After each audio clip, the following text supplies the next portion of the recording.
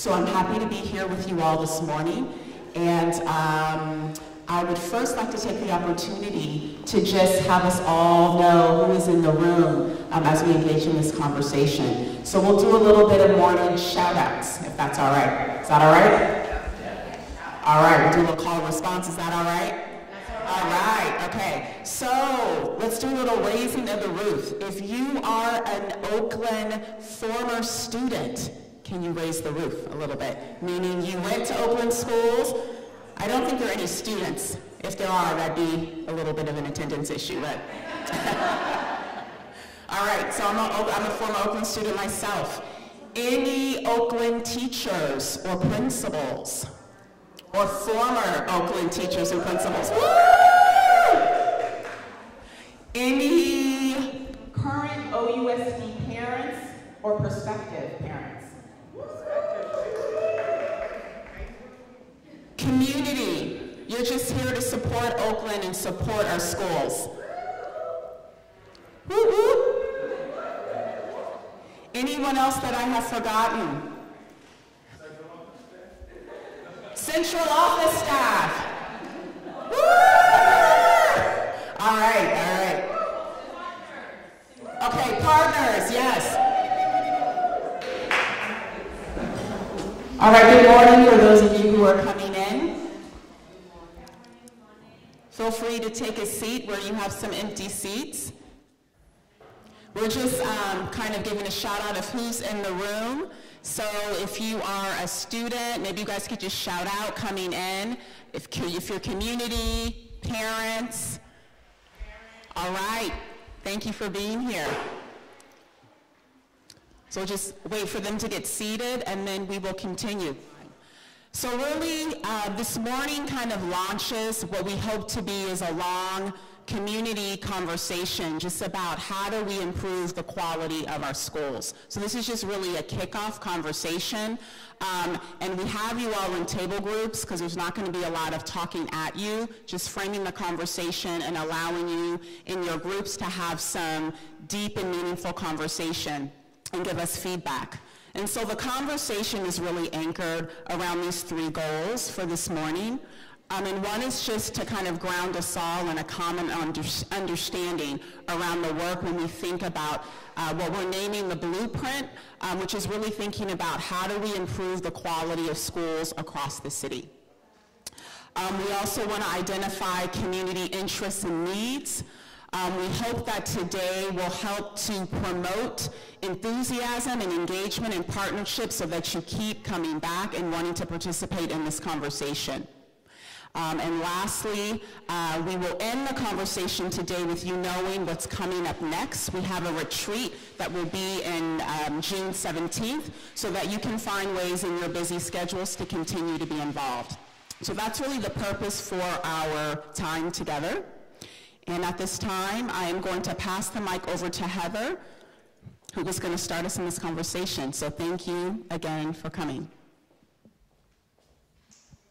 Thank you, Kyla. Thank you, everyone. It's good to see everybody coming this morning. I want to start with a little apology. Our headsets are on their way, so if you require translation, that will be here soon. In the meantime, Deanna here is helping do some translation at this table. Ray can also support, and there's another person whose name I didn't catch who can support. So if we could just cluster as Spanish speakers for the moment, and we will distribute headsets as soon as they get here. I'm very sorry about that. So I'm just going to share a few community agreements that we are hoping to keep amongst ourselves as we work together this morning, just to make sure we have some ground rules about how we work as a group. The first focus for us always at OUSD is to keep students first, keep students at the center of our conversation. So as we talk today, let's make sure that we are focused on student needs and students as our priority. We say one mic here, allow one person to speak at a time. Let's make sure we make room for each person to say what they need to say. Step up and step back. That's pay attention to how you're taking up space at your table. We want to make sure that everybody, even if they're a shy person, gets a chance to speak what's in their mind. Be tough on topics, soft on people, please.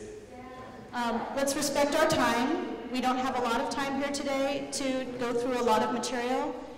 And let's presume positive intent. I always take that one right back to the first bullet point there, that we're keeping students at our center. We all come to these meetings with different perspectives, but we're all here because we are really caring about the students and how our children in Oakland are doing. Is there anything else that anyone would want to add to that as an agreement that you like to keep? No? Can I get a thumbs up from everybody if we're okay with this? Right on. Okay, great. Thank you very much. What's next? Oh, so next, I want to introduce Charles, who's going to be speaking to us about sort of the meat of our work here today. Thanks, Heather. My name is Charles Wilson, and I'm the Executive Director of Enrollment and Registration Management. I make sure all of the kids get into school. And I'm very happy to be here today. And this is a really exciting moment for us to be kicking off this blueprint for quality schools with our community. And so a blueprint is not a finished idea. A blueprint is a design, and that's what we're going to be launching now, is the process of designing the idea of quality schools for our community. So OUSD has a number of quality schools across our city, yet we know that we're not reaching quality in every single school in terms of helping students reach their full potential. You can see this in the fact that less than half of our current third graders are reading at grade level, and that's just not acceptable. You can also see it in our graduation rates. Even though our graduation rates across the city are rising, and we should be very proud of the hard work that we're doing, we still have a space where roughly 66% of our students who start 9th grade are actually graduating on time. And so we need to expand our quality across the city. We can't have these pockets of quality any longer. We need to make sure that every child has access to a quality education. And it's also clear that we need to really think about how we, as a district, not schools and central, but we as a district, ensure that our finances are sent out to our schools in an equitable way. And I did not say equal. The key word here is equitable. And we can talk about the idea of equity later.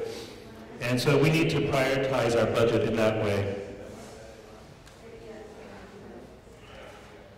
You know, it's critical that we come together to conduct this process focused on success of students. This has to be a student-centered and not an adult-centered conversation that we're going to be having as a city. And every child, regardless of where they live in the city, should have access to everything they need to be successful.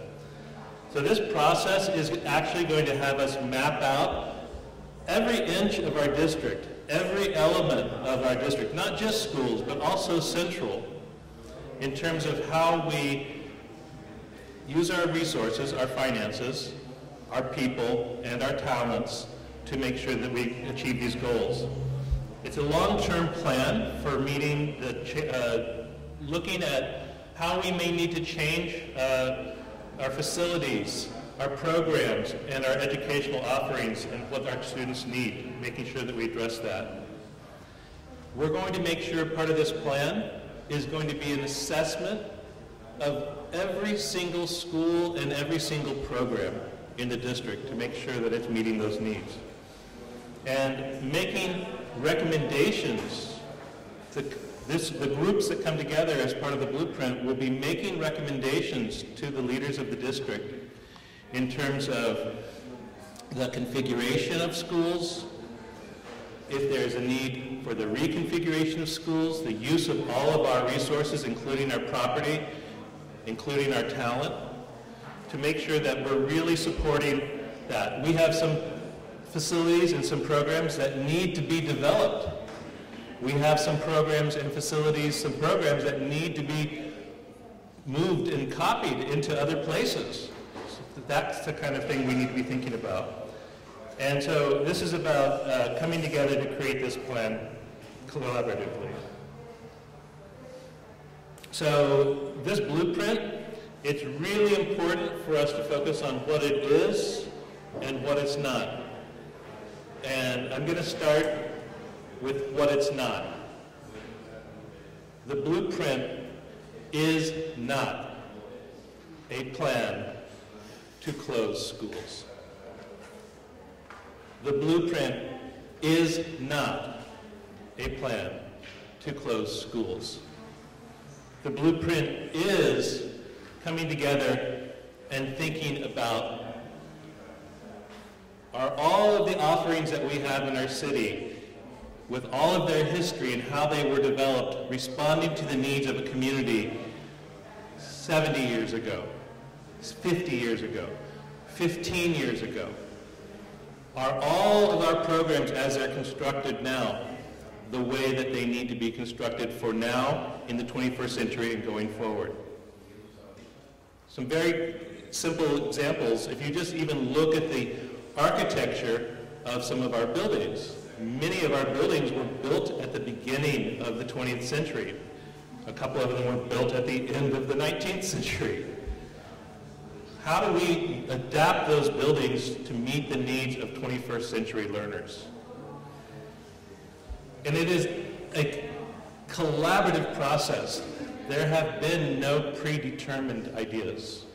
This is something, and this is why we're kicking this off today with you all.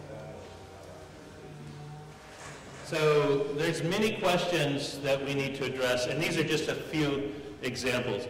I'm going to read the first one, and then I'm going to ask other people to join in and read the others. For example, this is one very near and dear to my heart.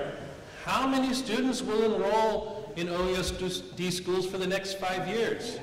We have never really thought about how to map out a process of saying, in 5 years, in 10 years, we know that this many kids are going to live in this area and this is what their needs are going to be. So how do we do that? Who wants to read the next question? What kind of schools will best prepare students for the future and help OUSD adults inspire them to achieve their full potential? That's a really great, thank you. What kind of schools? Not how many, but what kind of schools? What about the next one? What is the right number, sizes, and locations of schools to best serve these students? All right. Thank you. Next. Which current buildings should be replaced, expanded, modernized, consolidated, repurposed? Right. Thank you. It's clear that there is a focus on facilities in making best use of our facilities, and this is part of our facilities master plan that we've been working on, and this is a very integral part of the blueprint. So it's not only about programs and educational offerings, it's about making sure that the facilities that our children inhabit most of the day, every day, are going to meet their needs. And our final question up there.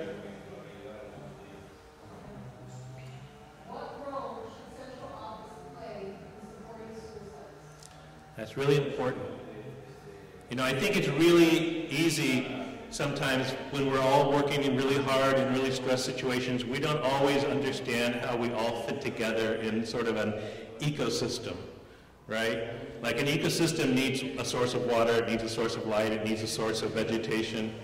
And a school district is primarily schools and leaders and teachers and students. But it's not just that. It needs people to support it. It needs people to move the work forward, especially when we're dealing with the scale that we have. Overall, more than 36,000 students in our district. So this is actually a really great quote for us to consider from Desmond Tutu, who knew a few things about bringing people together across divides. Can somebody read this quote in a big, clear voice? We can arrive at better solutions to any problem or pain together than we can by ourselves. The beauty of the modern age is that you are able to source answers. And sometimes the genius is in the combination of ideas and energy that does not reside in only one person. I don't think Desmond Tutu said this at the age when the internet was in full blossom, but it really does call upon an idea that we're finding very effective across the world in solving problems as complex as hunger, which is crowdsourcing, bringing together ideas from places, people who previously may not have had access to participate in a conversation, often will be giving us the best ideas. And that's really the inspiration for what we're doing. This is about listening, collaboration, and learning. All right.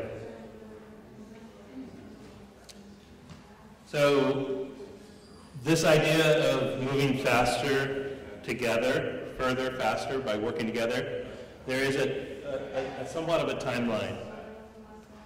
And we want to make sure that as today we have a shared understanding of the work going forward.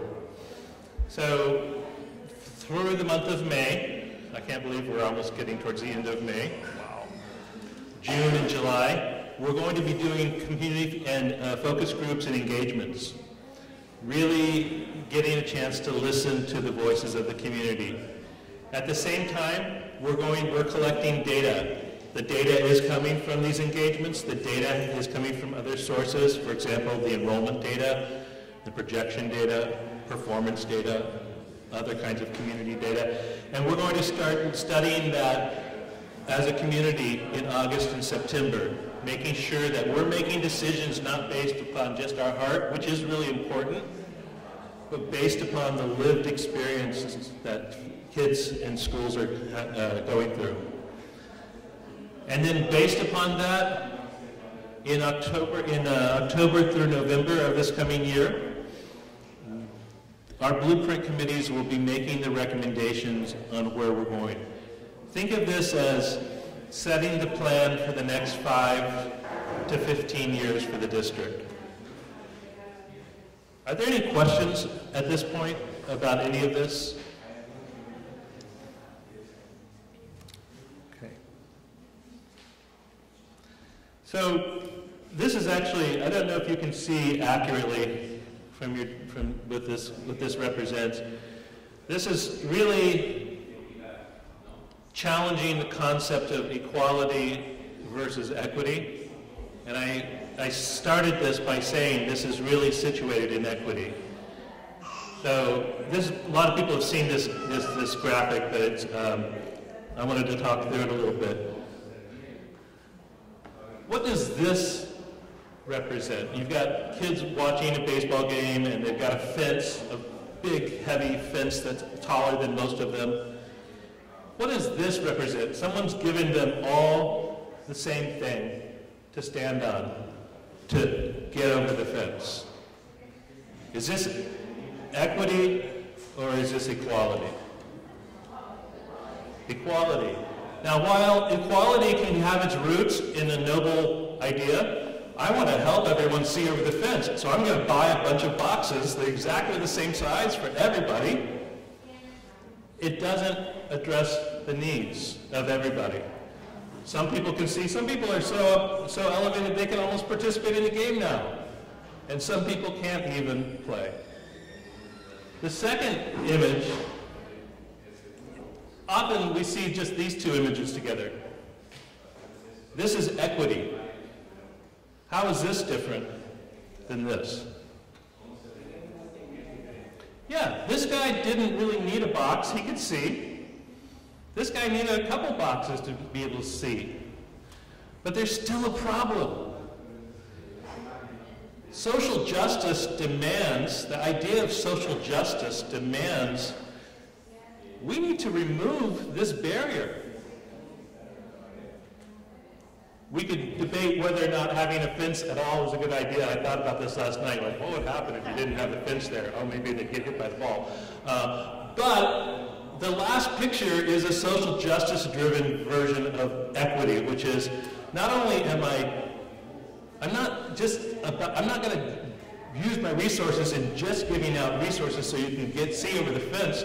I'm actually going to invest in changing the fence so that you can have the full experience, so you can watch the game and be participating all from the same perspective. How many people have seen something like this before? Just real quick feedback, just a couple of people, any ideas? What does this inspire? What does this make you think? What questions come to your head? Yeah. Yeah, I love this quote that I heard from John Powell of being harder on the structure and softer on the people. So the idea that the third picture talks about what are the conditions that allow all of us to be who we are, with or without help, right? So I think the third one is that creates a condition for what we're actually hoping for. Thank you, Renata. Anybody else? Yes. I think that also speaks to this whole notion of all schools are good schools. And so when we make all schools good schools, then there's not this rush to go to, quote, the good school. Everybody gets that opportunity to have quality education, regardless of their zip code. Right. The fact, the idea that you can actually access quality from wherever you are. I've spent a decade of my life working with this particular community. I was honored to be a principal exactly 10 years ago, or 12 years ago, my gosh, here at Highland Elementary, and then at Korematsu Elementary here on the Stonehurst campus. And we have shown consistently, and I'm looking at Kathleen Arnold, the leader of Esperanza, we have shown that excellence and quality can be experienced across the city. It is not about going to the hills. It is not about moving to a different part of the city. Every child everywhere can have quality, and they have the experience from the place that they're at. Thank you. All right, so can I get a quick show? That was a lot of material to cover in a short amount of time, and there was clearly a lot to say. Can I get a thumbs down, thumbs sideways, thumbs up on how that felt to talk about those things? I see a bunch of thumbs up. I see some sideways, some but mostly good. Okay, great. Thank you. So thank you for putting your energy into that. This information is very important for the school district. And we're going to take all the information gathered here today in this group, but also in the other 3 groups across the city today, pull it all together so we can really understand where we need to go with these conversations next. There was one more question that maybe some of your groups did not get to, which was what else should we be talking about? So I know this group was talking about that, but if your group did not get to that question, we have an exit ticket. Atu is going to help distribute these to make sure that every table has these exit tickets. If you could add to this, if there's anything that you would like to see talked about in future meetings like this that we didn't have time to cover here today, please write that down on your exit ticket so that we can make sure to capture that and be reflective about how we continue our conversations. So I'm going to talk just for a quick minute about what happens next, because I think we talked about how this is just the beginning of a process that's going to carry us through November. We have a lot more conversations that we're going to have, a lot more data that's going to be gathered that we want to talk to folks about and hear about. So I'm just going to walk you briefly through what comes next. So this is our kickoff meeting. This and the other 3 meetings we're having today. We're going to use this information from today in part to help us figure out what we need to talk about in June when we're going to have a retreat. Everyone should have this flyer. If you don't have it, there are more on the table there. This is about a retreat that's happening June 17th, where we'll be spending a half day talking more in depth about a lot of this and going further, carrying this conversations further so that the district can keep hearing from you and working together with you. So if you are able to join that meeting, that would be great. There's information on this flyer. Feel free to also share it with your friends. After that, this summer, there's a group of folks who are already gathering lots and lots of data around what's happening in the district today. I think Charles touched on that a little bit. We're looking at enrollment data, we're looking at demographic data, who's moving to Oakland, who's moving out of Oakland. We're looking at data about the facilities, what condition are our buildings in, how many students do they have, all of those things. So that data, we're going to start looking at it together with the community in August. This is probably the most important piece of paper that you can pick up here today. We are forming a community advisory group. The Blueprint Advisory Group will be community members who would like to be deeply involved in this process throughout and help shape the questions we ask at future meetings like this so we can really get to the heart of what Oakland families care about and what's right for Oakland students. So if you are so inclined, please pick up one of these and fill out the form here, because we want all of you to stay engaged and help us complete this process with integrity. There are also likely to be some focus groups with principals and teachers over the summer so we can make sure that site staff is involved in this process. They're so important to making sure our families have quality education.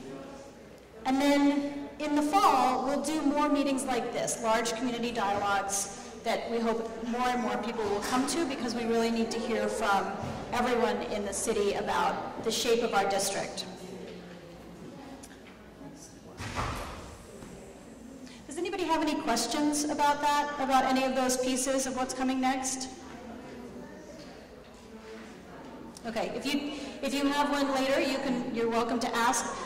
Or if something comes up for you after this meeting and you're like, I wonder about, here's an email address, blueprintforquality@ousd.org.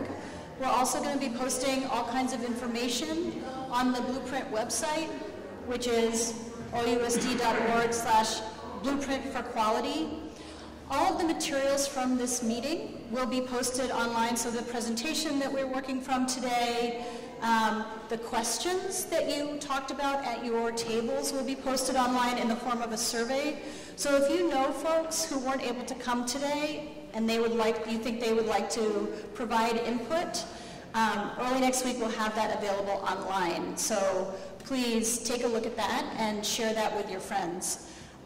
Because we really want to expand the conversation and make sure that even folks who aren't able to come to a meeting are able to really participate. We know that it's not easy for folks to come out during the day. Some folks work at night. We want to make sure that we're hearing from everybody in the city as much as we possibly can. So please feel free to share this information with your friends, with your site leaders, with your organizations, and make sure that you're helping us amplify this message that we really want to hear from everyone.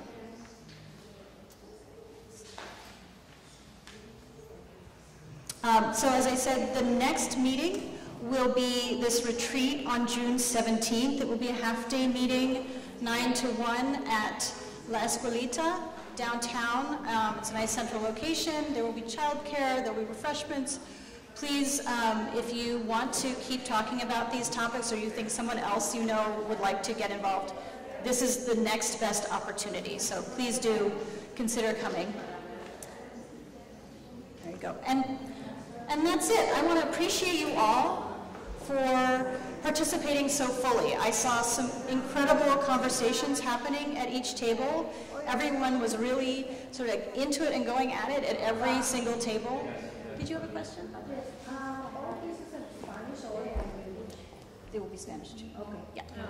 So the question was, will these meetings be in Spanish? There will be translation at the meetings, and there's also the materials will be created in Spanish. So including this presentation is going to be translated, so that can be available to you online. Yes? Will the survey also be in Spanish or other languages? The survey will also be translated, yes. Yep. Is there any other questions while we're at it? Yeah.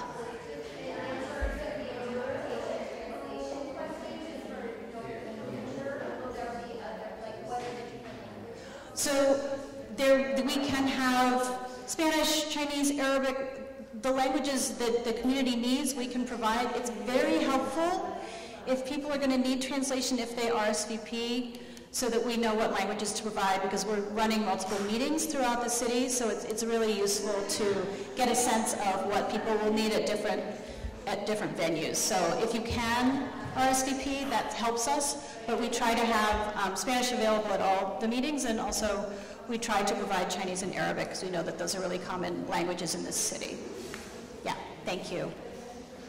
Is there any other questions? No? Okay, I think, yes? Thank you for putting this together. I know there are a lot of work. All this great information you collected from us here, and also from Antonia. Do you know when or how that's going to be compiled and then shared back out? Oh, that's a great question. So when and how will this information be compiled and shared back? So we will be taking pictures of everything that you wrote. We will also be transcribing, because that makes it easier for the analysis. But sometime in the next week or two, we will be putting the information online so that everybody can see the notes that were taken at this meeting. It's a lot of data. Not everyone is going to want to go through all of it, but it will be made available at the website, ousd.org/blueprint for quality. Yeah. Any other questions? Those were great ones. No? Okay. So I want to appreciate you very much. This process is going to take us through November.